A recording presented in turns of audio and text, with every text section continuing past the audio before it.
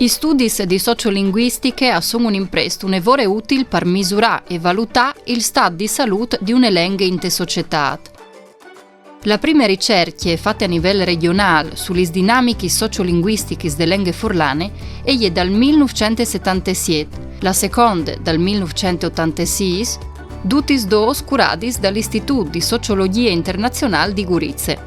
Un'altra ricerca dal 1998 è stata portata in avanti dall'Università del Friuli.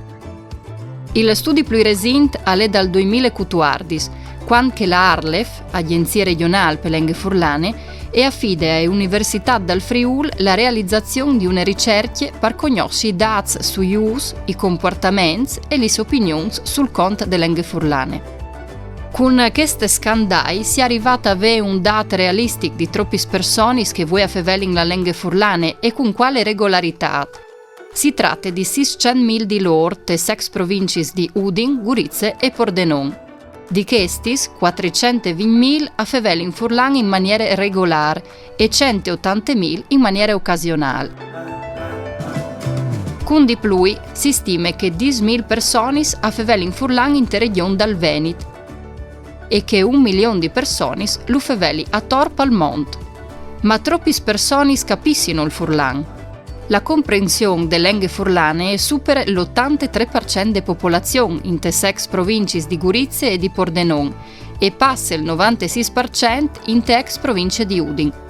Dall'ada Jains il tasso di perdita dall'uso del furlan si è ridotto.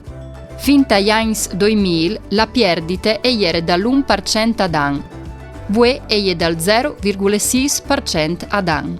Il 28,2% dei famosi intervistati ha faveli in furlan coi figli e passa il 50% se il furlan che l'italiano.